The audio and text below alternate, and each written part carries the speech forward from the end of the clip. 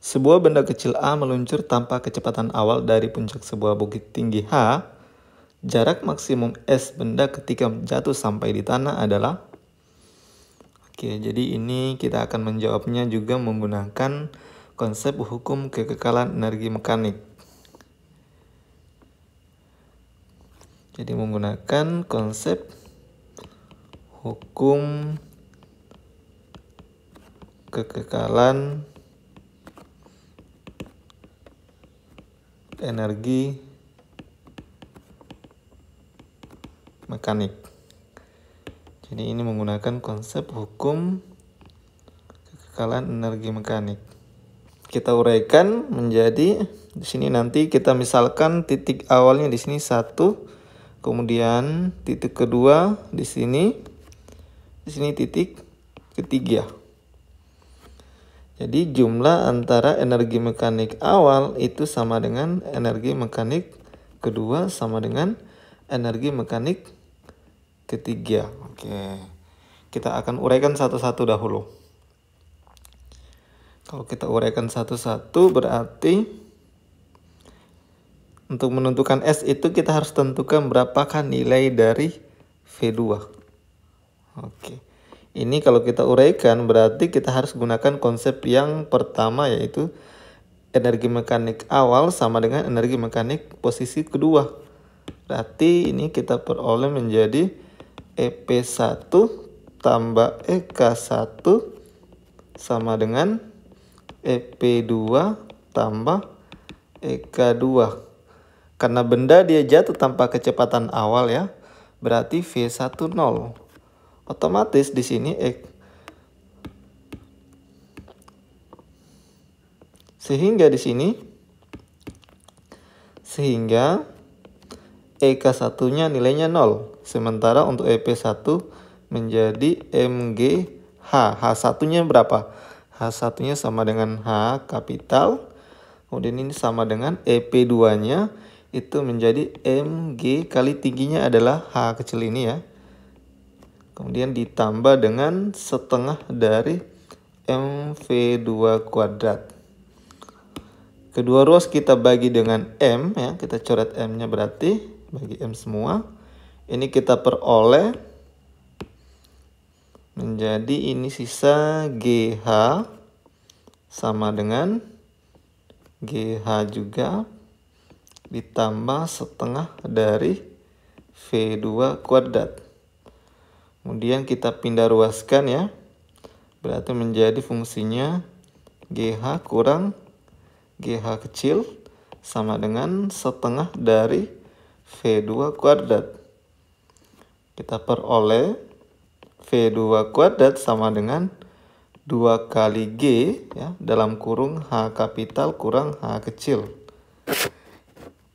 Berarti nilai dari V2 itu sama dengan akar kuadrat dari 2G kali H dikurang dengan H kecil.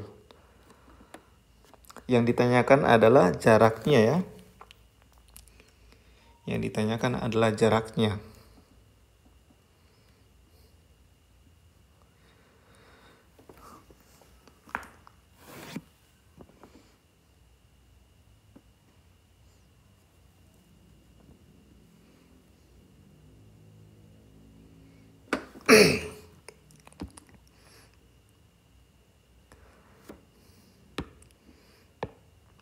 Untuk menentukan jaraknya kita bisa menggunakan konsep pada gerak parabola ya, atau gerak vertikal ya, pada gerak vertikal.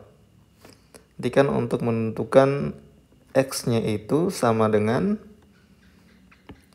atau di situ dia menggunakan S itu sama dengan kecepatannya, kecepatan yang mana yang V2 ini yang kita pakai dikali dengan waktu tempuhnya. Oke. Waktu tempuhnya ini kita menggunakan konsep pada gerak vertikal ya, menggunakan gerak vertikal ke bawah. Itu kita peroleh nilai T sama dengan akar 2H per G. Kalau kita masukkan berarti S sama dengan Ini kita masuk ke sini ya. Nilainya V2 kan sama dengan akar 2G dalam kurung H kurang H kecil. Kemudian dikali T akar 2H diper dengan G. Kalau kita masukkan nilainya ini menjadi, kan bisa ditulis ulang seperti ini.